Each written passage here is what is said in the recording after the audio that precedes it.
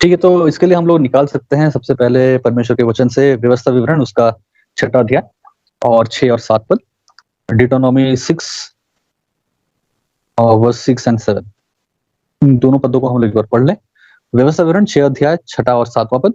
और ये आज्ञाएं जो मैंने आज तुझको सुनाता हूँ, वे तेरे मन में बनी रहे, और तू इन्हें अपने बाल बच्चों को समझाकर सिखाया करना, और घर में बैठे, मार्ग पर चलते, लेटते उठते उनकी चर्चा किया करना। तो यहाँ पे एक पैटर्न बताया गया है। तो बहुत सारे लोग फिर कहेंगे नहीं, ओल्ड टेस्टामेंट तो आज अप्लाई नहीं होता, वहाँ का जो ना सेरेमोनियल लॉस था, ये वो सब था। तो हम यहाँ पे बात ये नहीं करेंगे हमें बच्चों को सेरेमोनियल लॉस सिखाना है या सबक का नियम सिखाना है, वो नहीं। लेकिन एक पैटर्न को हम देखते हैं कि जो भी चीज सिखाने के लिए बताया जा रहा है, तो वहाँ पे जो पूरा का पूरा यहूदियों के लिए दिया गया था, बहुत सारी चीजें थी, तो वो सिखाने के लिए बताया जा रहा है।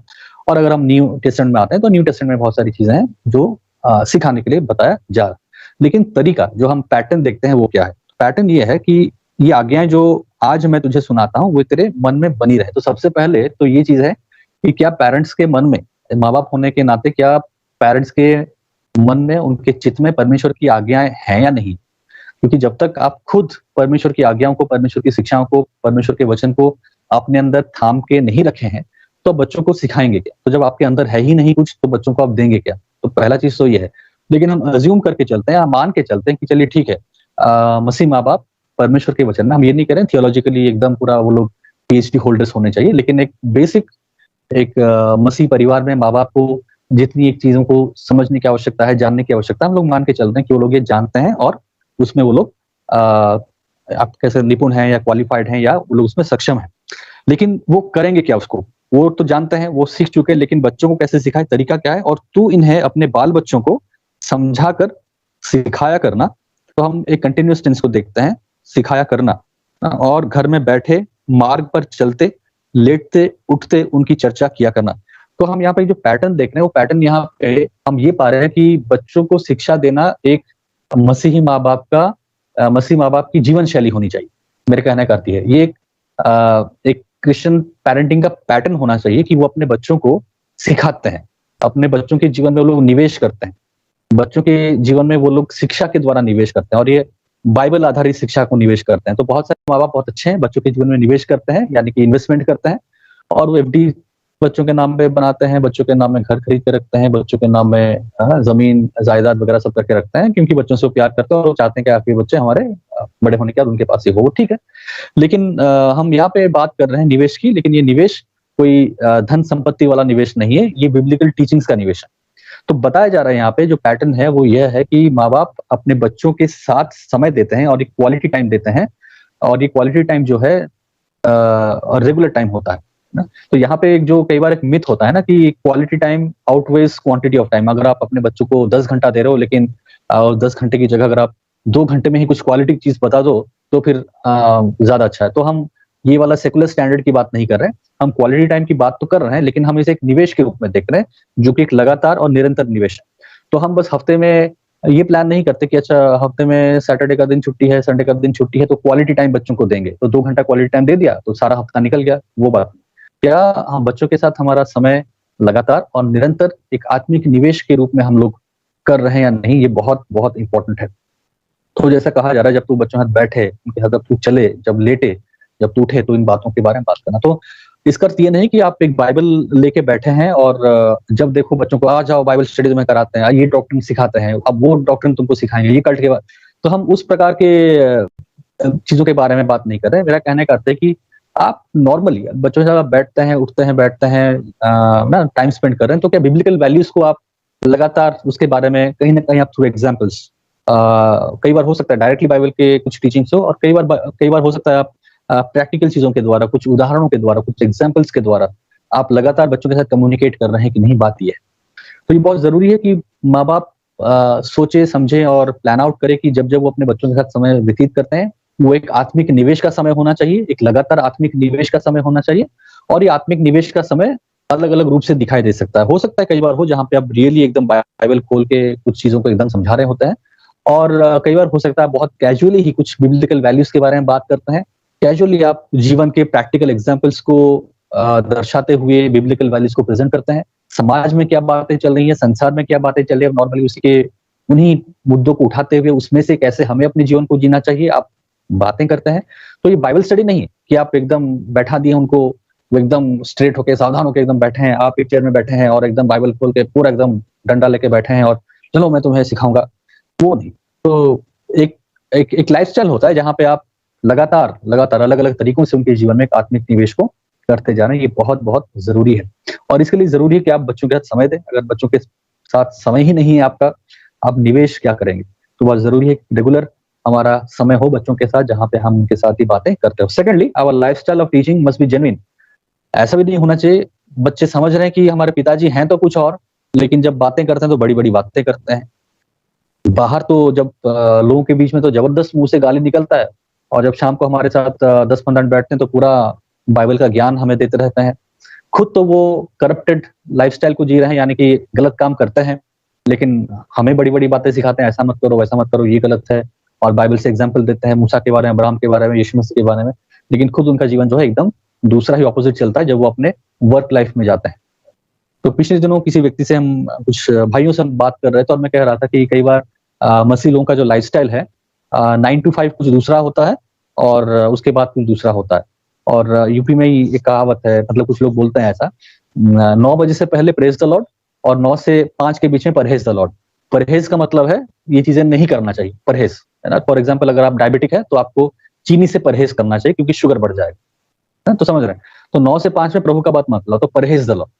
तो परमेश्वर की बात मत करो 9 to 5, क्योंकि ये मेरा वर्क लाइफ है यार, यहाँ पे मुझे झूठ बोलना पड़ता है, घूस देना पड़ता है, गाली गलौज करना पड़ता है, तो परहेज द लॉर्ड, प्रभु से परहेज है। हाँ, 9 बजे से पहले बहुत बढ़िया, और 5 बजे के बाद घर में पहुंच गए बहुत बढ़िया। तो अगर बच्चे ये चीज नोटिस कर रहे हैं आपकी लाइफ में, ये डुप्लीकेसी या ये हिपोक्रेटिक लाइफस्टाइल, तो फिर आप चाहे कितना बढ़िया बाइबल स्टडी ले रहे हैं और कितना बढ़िया उनको समझा रहे हैं और भले ही रेगुलर टाइम दे रहे हैं और रेगुलर निवेश कर रहे हैं, कोई असर नहीं पड़ने वाला है, क्योंकि आपका व्यक्तिगत जीवन एक रोल मॉडल नहीं है। आप एक डुप्लीकेट लाइफ या हिपोक्रेटिक लाइफ उनके सामने जी रहे हैं। बहुत बहुत जरूरी है। Thirdly, our teaching not only must flow out of the heart, it must be aimed at the heart, saturated with prayer for our children's soul. Love for God and the things of God is the goal. Obedience is the expression of that love. Basically earth इसका ये है कि परमेश्वर से प्रेम और परमेश्वर की बातें, ये हमारा लक्ष्य होता है। जब ये हमारा लक्ष्य होता है तो ओबीडियंस, आज्ञाकारिता अपने आप बाहर आती है।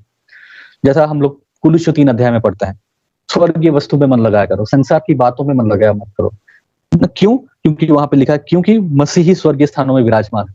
अतः क्योंकि तुम अब प्रभु में आ चुके हो, मैं आपको पढ़ दे रहा हूँ वाला कुलुस्य उसका 3 अध्याय, कोलोसियंस 3। अतः तुम मसीह के साथ जिलाए जा चुके हो, इसलिए ऐसा करो, शायद ऐसा कुछ लिखा है कुलुस्यों उसका 3 अध्याय 1। हाँ, अतः जब तुम मसीह के साथ जिलाए गए तो स्वर्गीय वस्तुओं की खोज में रहो जहां मसीह विराजमान है और परमेश्वर के दाहिने हाथ और बैठा है। पृथ्वी पर की नहीं परंतु स्वर्गीय वस्तुओं पर ध्यान लगाओ, क्योंकि तुम तो मर गए और तुम्हारा जीवन मसीह के साथ परमेश्वर में छिपा हुआ है। अगर एज ए पेरेंट्स आपका यही लाइफस्टाइल है, क्योंकि आप ये समझते हैं कि क्योंकि अब आप मसीह में जिलाए गए हैं, इसी वजह से आपकी खोज, आपकी इच्छा स्वर्गीय वस्तुओं की है, संसार की नहीं है। ऑब्वियसली जब आपका जीवन ऐसा होगा तो ओबीडियंस आपके जीवन से आउटफ्लो करेगा, आज्ञाकारिता आपके व्यक्तिगत जीवन से निकल के आएगा या फिर झलकेगा। यही मुख्य चीज है। और जब हम बच्चों को ये चीज सिखा पाते हैं कि नहीं, परमेश्वर के खोजी बनो, उसके राज्य धार्मिकता के खोजी बनो, स्वर्गीय चीजों की खोजी बनो, स्वर्गीय वस्तुओं की खोज में लगे रहो, सांसारिक वस्तुओं की खोज में मत लगो, सांसारिक लोभ और लालच में मत पड़ो। जब ये चीज हम बच्चों को सिखा सकते हैं और सिखाते हैं तो बच्चों के जीवन से अपने आप आज्ञाकारिता आ जाएगी। आपको मार पीट के आज्ञाकारिता लाने की जरूरत नहीं पड़ेगी। आपको जोर जबरदस्ती उनको थप्पड़ मार के, कान मरोड़ के, खाना बंद करा के उनके जीवन से आज्ञाकारिता लाने की आवश्यकता नहीं पड़ेगी, क्योंकि आपने खुद अपने जीवन को वैसा रखा और आप उन्हें सिखा पाते हैं कि कैसे परमेश्वर से हृदय से प्रेम किया जाता है। परमेश्वर से हृदय से प्रेम करने का अर्थ यह है कि आप परमेश्वर की बातों में मन लगाते हैं, स्वर्गीय वस्तुओं की खोजी होते हैं, सांसारिक वस्तुओं पे आपका मन नहीं होता है। तो जब आपका जीवन इस प्रकार का जीवन होता है और यही प्रेम, आप इसी प्रकार से परमेश्वर को प्रेम करना आप बच्चों को भी सिखाते हैं, तब बच्चों के जीवन से आज्ञाकारिता अपने आप आती है। लेकिन अगर आपका परमेश्वर से प्रेम करने का डेफिनेशन ये है कि मैं परमेश्वर को बहुत सारा अपना टाइथ रेगुलरली दूंगा, ये दूंगा तो मुझे बहुत कुछ आएगा, या फिर परमेश्वर जब मुझे देगा तब मैं उसकी स्तुति प्रशंसा करूंगा, अगर आपका परमेश्वर से प्रेम करने का डेफिनेशन वैसा है क्रिसमस के टाइम में धूम धड़ाक पूरा बहुत जबरदस्त पूरा खर्चा वर्चा करके एकदम घर में पूरा पेंटिंग वेंटिंग करके करना, नया कपड़ा खरीदना, ये दिखाता है कि आप परमेश्वर से प्रेम करते हैं। ईस्टर में पूरा जबरदस्त खाना वाना बनाना, ये दिखाता है परमेश्वर से प्रेम करते हैं। संडे का मेनू ये होता है कि आप दोपहर में मटन चिकन बनाते हैं, बिरयानी बनाते हैं, बाकी का दिन जैसा तैसा जीते हैं। संडे के दिन चर्च जाके बढ़िया आराधना करके आके दोपहर में मटन बिरयानी खा के सोते हैं। अगर ये परमेश्वर से प्रेम करने का मॉडल है आपका, तो बच्चे कभी भी वास्तव में परमेश्वर से प्रेम करना नहीं सीखेंगे और फिर उनके जीवन से नेचुरली ओबीडियंस नहीं निकलेगा। आप जिंदगी भर उनको मारते पीटते रह जाएंगे। वो दिखावे के लिए आज्ञाकारिता का जीवन जिएंगे, लेकिन वास्तव में वो आज्ञाकारिता उनके अंदर से नहीं आएगी। तो with this in mind, it's specially crucial to understand that beyond summing up the law, love is also its context. God's children sin within God's family. तो परमेश्वर के जो बच्चे हैं वो अपने परिवार में ही, परिवार के मध्य में ही उस पाप को करते हैं, और हमें उस परिवार में ही उन्हें समझाना है, उन्हें सिखाना है और उन्हें परमेश्वर से सही मायने में प्रेम करने की बातों को समझाना पड़ेगा। Because the goal is that they would love God, and because as Jesus said, the one who is forgiven little loves little. We impress upon our children how much we have been forgiven through the atoning sacrifice of Jesus Christ. तो प्रभु का वचन लूका 7 और उसका 47 में सिखाता है कि जो कम क्षमा पाया हुआ होता है वो कम प्रेम करता है। लेकिन हम अपने बच्चों के बीच में यही चीज को सिखा सकते हैं कि हम परमेश्वर से प्रेम क्यों करते हैं, क्यों हम स्वर्गीय वस्तुओं की खोज में लगे रहते हैं, क्यों हम ये समझते हैं कि जरूरी है कि हम संसार की वस्तुओं पे मन न लगाए लेकिन स्वर्ग की वस्तुओं पे मन लगाए। क्यों? क्योंकि हमने ज्यादा क्षमा प्राप्त पाई है, हमने ज्यादा क्षमा को पाया है। हम खुद एक पापी थे और हमारे पापों का अगर हिसाब किया जाए तो उसका लेखा किया नहीं जा सकता था, लेकिन परमेश्वर ने ऐसा प्रेम किया कि उसने हमारे पापों को पूरब से पश्चिम की तरह दूर किया। क्योंकि हमने परमेश्वर से इस प्रकार का एक क्षमा पाया, इतनी बड़ी क्षमा पाई, इस वजह से हमारा प्रेम भी परमेश्वर के लिए बड़ा है। हम कोई छोटी मोटी बातों के लिए परमेश्वर क्षमा नहीं पाए हैं कि अच्छा हमने झूठ बोल दिया तो परमेश्वर ने क्षमा कर दिया, अच्छा मैंने किसी को थप्पड़ मार दिया था तो परमेश्वर ने मुझे क्षमा कर दिया, अच्छा मैंने उसके घर में मैंने चोरी कर दिया था तो परमेश्वर ने मुझे क्षमा किया। तो हम उन बातों के लिए धन्यवादी नहीं है परमेश्वर के प्रति कि परमेश्वर अरे आपने मेरा ये चीज क्षमा कर दिया, वो क्षमा कर दिया। नहीं, हम समझते हैं कि हमारे पाप इतने बड़े थे और इतने गहरे थे कि हम परमेश्वर से दूर थे, हम उसके क्रोध के संतान थे। हमारा पाप छोटा मोटा पाप नहीं था, हमारा पाप पवित्र परमेश्वर के विरुद्ध पाप था। और वो पवित्र परमेश्वर जो इस संसार का सृष्टि करता है, जो इस संसार का रचयिता है, उसके विरुद्ध हमारा पाप था। हमारा पाप कोई अधिकारी के विरुद्ध नहीं था, कोई व्यक्ति के विरुद्ध था ही नहीं। हमारा पाप तो स्वयं परमेश्वर के विरुद्ध था। और वो पाप इतना बड़ा था, इतना भयानक था, इतना गहरा था, इतना चौड़ा था कि उसकी कीमत हम चुका ही नहीं पाते। लेकिन क्योंकि यीशु मसीह ने वैसा किया और हमारे पापों को उसने क्रूस पे उठा लिया, इसलिए हम परमेश्वर से इतना महान प्रेम करते हैं। और हमारे महान प्रेम का एक आउटकम यह है कि हम संसार की वस्तुओं के पीछे नहीं जाते, हम परमेश्वर के पीछे चलते हैं और स्वर्गीय वस्तुओं के खोजी बनते हैं। इसलिए हम परमेश्वर से इतना प्रेम करते हैं क्योंकि परमेश्वर ने हमारे इतने बड़े और व्यापक पाप को क्षमा किया है। जब हम ये बच्चों को समझाते हैं तो बच्चे भी समझते हैं कि सच में पाप कितना भयानक है, और अगर सच में पाप इतना भयानक है और सच में अगर इस पाप की क्षमा हमें सेहत में मिली तो हमें परमेश्वर से कितना प्रेम नहीं करना चाहिए। और अगर परमेश्वर से सच में भी इतना प्रेम करेंगे तो आज्ञाकारिता तो होना ही होना है, उसमें तो हमें चलना ही चलना है। So we also teach them with thanksgiving in our hearts that Jesus has perfectly obeyed all of God's laws in our stead, in our place, and that his obedience is a gift to us by faith alone. और हमारे इन पापों के विरुद्ध जो हमने कमाया था, मतलब परमेश्वर का दंड कमाया था, उसको यीशु मसीह ने किस प्रकार पूरा किया, किस प्रकार यीशु मसीह ने किया। यीशु मसीह एक सिद्ध आज्ञाकारिता का जीवन जी के उसने इसको पूरा किया। यीशु मसीह केवल उस दिन जिस दिन सूली पे चढ़ाया गया उस दिन नहीं किया। यीशु मसीह पहले दिन से ही, जिस दिन से वो आज्ञाकारिता में चलना शुरू किया, जिस दिन से व्यवस्था को संपूर्ण रूप से सिद्ध रूप से पालन करना शुरू किया, उस दिन से ही, डे 1 से यीशु मसीह एक सिद्ध और पाप रहित जीवन जी रहा था, आज्ञाकारिता में जी रहा था। और यीशु मसीह हमारे एक नमूना है कि वो जब खुद अपने पिता के सामने एक आज्ञाकारिता का जीवन जिया, हम भी जिएंगे क्योंकि उसने ये हमारे लिए किया। और वही चीज हम अपने बच्चों को सिखाएं, वही चीज हम अपने बच्चों को बताएं कि पूरा प्रोसेस क्या है, परमेश्वर से प्रेम करना, क्यों प्रेम करना, यीशु मसीह का आज्ञाकारिता का जीवन, ये हर एक चीज हमारे लिए मोटिवेशन है, हमारे लिए कारण है कि हम भी आज्ञाकारिता में जिएंगे। और जब हम लगातार अपने घरों में इन बातों को करते हैं, जब हम लगातार इन विषयों पे घर में बच्चों के साथ बात करते हैं, हमें विश्वास करते हैं कि हमारे बच्चे एक दिन इन बातों को समझेंगे। जरूरी नहीं कि एक दिन का डिस्कशन नहीं है, जैसा मैंने कहा, ये एक लगातार कंटिन्यूअस डिस्कशन होता है जब हम बच्चों से इन बातों को करते रहते हैं, और हम विश्वास करते हैं एक दिन जिस प्रकार हमारे जीवन में परमेश्वर ने कार्य किया, उनके जीवन में भी परमेश्वर कार्य करेगा, उनके हृदय को बदलेगा और उनको वो अपने राज्य में लेगा, उनको उद्धार देगा, और वो लोग भी उस नए जन्म को प्राप्त करेंगे, उस नए जन्म को पाएंगे जिस नए जन्म को हमने पाया। और इन शॉर्ट हम बेसिकली ये दिखाना चाह रहे हैं कि हमारी पर्याप्तता मसीह में है। हम ये चीज क्यों करते हैं? क्योंकि हमारी पर्याप्तता मसीह में है। हमारे बच्चे क्या हमारे बच्चे किस में पर्याप्तता ढूंढ पाते हैं? क्या हमारे बच्चों के लिए पर्याप्तता हम है? क्या हमारे बच्चों की पर्याप्तता हमारे द्वारा दिए गए घर द्वार, जमीन जायदाद और बिल्डिंग है? या हमारे बच्चों के लिए भी पर्याप्तता मसीह ही है? ये बहुत जरूरी है कि हम क्या निवेश कर रहे हैं, किस प्रकार निवेश कर रहे हैं। और जब हमारे बच्चे धीरे धीरे बड़े होते हैं, क्या वो समझते हैं कि उनके जीवन में भी जो सफिशिएंसी है वो केवल मसीह के द्वारा आ सकती है? उनकी जीवन की सफिशिएंसी, उनकी जीवन की पर्याप्तता, उनकी जीवन की संपूर्णता केवल मसीह में ही पाया जा सकता है। क्या बच्चे धीरे धीरे हमारी बातों से समझ पाते हैं, हमारे व्यवहार से समझ पाते हैं, हम जो रोल मॉडल उनके सामने रखे हैं उसे समझ पाते हैं? या हमारे बच्चों को लगता है कि उनकी जीवन की पर्याप्तता, सफिशिएंसी, संपूर्णता इस बात पे आधारित है कि मेरे माँ बाप ने मेरे लिए किया, मेरे माँ बाप ने मेरे लिए कितनी जमीन रखे हैं, कितना घर खरीद के रखा है, कितना बैंक में पैसा रखा है? क्या ये बातें हैं जो हमारे बच्चों को मोटिवेट करती है? और बच्चे क्या हमारे इस बात पे आनंदित होते हैं कि उनकी जीवन की पर्याप्तता, संपूर्णता इन भौतिक वस्तुओं में है? या वो समझ पाते हैं कि उनकी पर्याप्तता मसीह में है?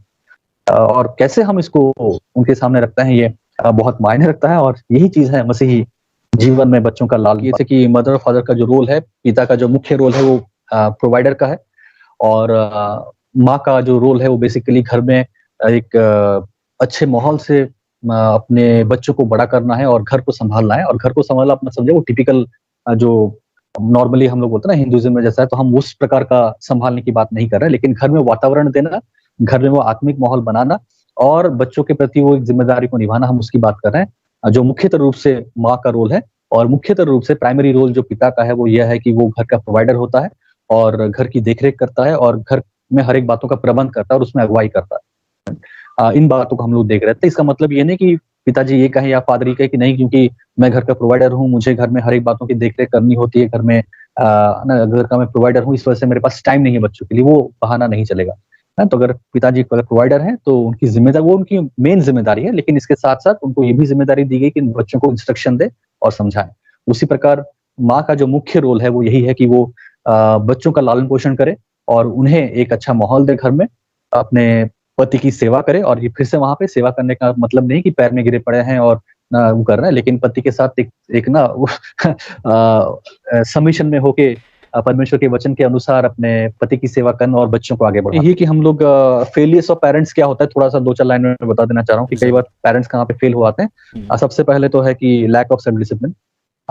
पेरेंट्स को सबसे पहले अपने जीवन को झांकना है और देखना है कि क्या वो खुद में अपने आप में अनुशासित हैं, इससे पहले कि वो बच्चों को अनुशासन और ओबीडियंस डिसोबीडियंस का सब लेक्चर दें। क्या खुद वो अपने आप में सेल्फ डिसिप्लिन है? क्या वो खुद अपने जीवन में एक अनुशासन को लेकर चलते हैं? उनके जीवन में क्या खुद एक टाइम टेबल है जहाँ पे वो अपने जीवन में अपने आत्मिक जीवन को बढ़ाने के लिए प्रयास कर रहे होते हैं?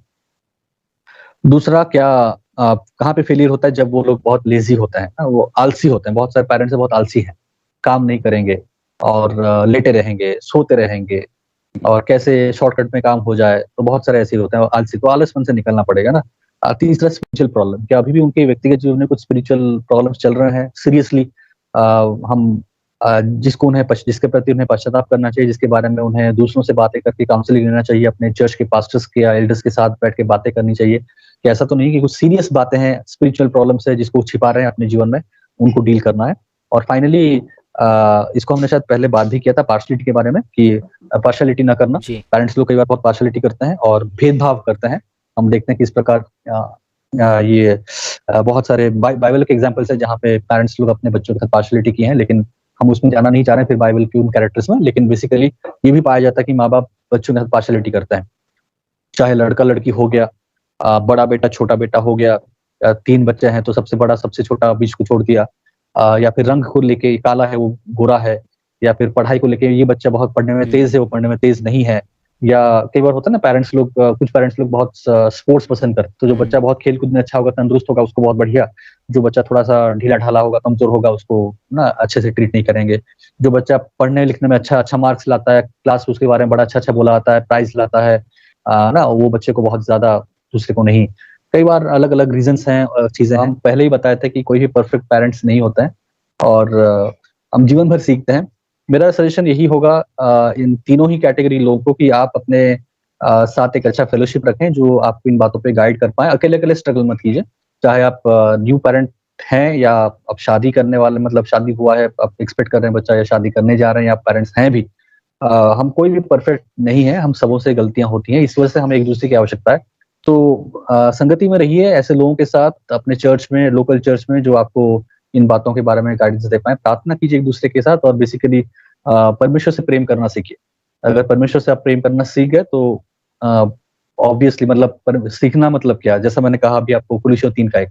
तो जब उस चीज़ को हम लोग अपने जीवन में अप्लाई करते हैं, वही है परमेश्वर से प्रेम करना। आप समझते हैं कि आप क्या थे और क्यों आप बचाए गए और उसके आधार पे जितनी बड़ी क्षमा आपके जीवन में हुई, उतना बड़ा आपका प्रेम परमेश्वर के प्रति है। तो उसी चीज़ को अप्लाई कीजिए, रेप्लिकेट कीजिए, मॉडल कीजिए और होपफुली आप भी सीखेंगे और आपके जीवन से बच्चे भी सीखेंगे।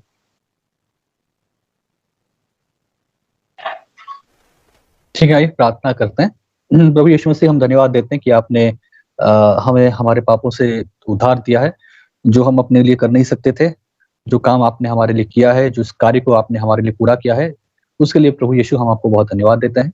और उसके आधार पे हमारे जीवन में जो प्रेम दिखना चाहिए, वो कई बार वो प्रेम दिखता नहीं, इसलिए भी हम आपसे क्षमा माँगते हैं कि इतनी क्षमा पाने के बावजूद भी हम लोग उस प्रेम को आपके प्रति दिखा नहीं पाते हैं, पिता परमेश्वर के प्रति दिखा नहीं पाते हैं अपने जीवन में, अपने कार्यों में, अपने व्यवहारों में, अपने परिवारों में। इसके लिए आप हमें क्षमा करें और हमें अनुग्रह दें कि आने वाले दिनों में हम इन बातों के प्रति गंभीर हों, सचेत हों। इन बातों के प्रति हम लोग ध्यानपूर्वक और मन लगा के सोचें, समझें और अपने जीवन में आपके प्रति जो प्रेम हमें दर्शाना चाहिए, उस प्रेम को और बहुतायत से और अधिकाई से दर्शाएँ और मुख्य रूप से ये इस रीति से दर्शाया जाता है, जहाँ पे हम अपने हृदय और मन को सांसारिक वस्तुओं से हटाते हैं और आपके स्वर्गीय वस्तुओं के ऊपर लगाते हैं प्रभु जी। प्रभु यीशु हमारी प्रार्थना है कि जब हमारे जीवन में ये बातें दिखाई दें, तो इसका असर हमारे बच्चों के जीवन में, हमारे परिवार में भी प्रभु जी इसका असर दिखाई देने पाए, जिसके द्वारा हमारे व्यक्तिगत जीवन में, हमारे बच्चों के जीवन में भी एक आज्ञाकारिता भी दिखाई देनी पाए। प्रभु जी हम लोगों को खुश करने के लिए आज्ञाकारी बनना नहीं चाहते या फिर ये नाम कमाने के लिए आज्ञाकारी बनना नहीं चाहते, अपने बच्चों को आज्ञाकारी बनाना नहीं चाहते ताकि लोगों से केवल हम ये सुने कि आपके बच्चे बहुत अच्छे हैं, बहुत अच्छे से बात करते हैं, बहुत अच्छे से उठते-बैठते हैं, उनका व्यवहार बहुत अच्छा है। प्रभु जी हम इन प्रशंसा की भरी हुई बातों को सुनना नहीं चाहते, ना ही ये हमारा लक्ष्य है। प्रभु हमारा लक्ष्य ये हो कि हम चाहेंगे कि हमारे बच्चे आपकी धार्मिकता के खोजी हों, उनके हृदय में, उनके जीवन में आपके प्रति प्रेम और ज़्यादा दिखाई दे। प्रभु जी इस उद्देश्य के साथ हम अपने जीवनों को आपके हाथों में सौंपते हैं, प्रार्थना करते हैं कि आप हमें सहायता करेंगे कि हम इस उद्देश्य के प्रति ज़िम्मेदार हों और इसको अपने जीवन में पूरा कर पाएँ और अपने बच्चों के जीवन में भी इन बातों को पूरा होते हुए देखें। प्रभु जी हमारे अंदर के स्वार्थ, हमारे अंदर के स्वधार्मिकता और स्वप्रेम जो अपने प्रति प्रेम है वो एक सांसारिक प्रेम है प्रभु जी। इस पाप से आप हमें आज़ाद करें, छुटकारा दें और उससे निकलने के लिए सहायता करें प्रभु जी। क्योंकि हम कई बार इसमें ग्रसित होते हैं, इसमें पड़े रहते हैं और आपसे किस प्रकार प्रेम करना है और क्यों प्रेम करना है, ये हम कभी ना तो समझना चाहते हैं, ना समझते भी हैं प्रभु। आप हमारे ऊपर अपनी दया को दिखाएँ, अपनी करुणा को दिखाएँ प्रभु यीशु। सहायता करें, मदद करें ताकि जितने साल या जितना समय इस संसार में आपने हमारे लिए रखा है, हमारा जीवन अ, हमारा जीवन एक ऐसा जीवन हो जहाँ पे हम आपके प्रति जो प्रेम होना चाहिए, उस प्रेम को हम लोग दर्शा पाएँ और अपने बच्चों के सामने एक नमूना बन पाएँ और उसके द्वारा हमारे बच्चों के जीवन में आपके कार्य को होते हुए देख पाएँ। धन्यवाद देते हैं प्रभु जी और आज जितने लोग जुड़ पाए हैं, उन सबों को आपके हाथों में सौंपते हैं और इस प्रार्थना को प्रभु यीशु मसीह आपके ही मधुर और मीठे नाम से मांगते हैं। आमीन।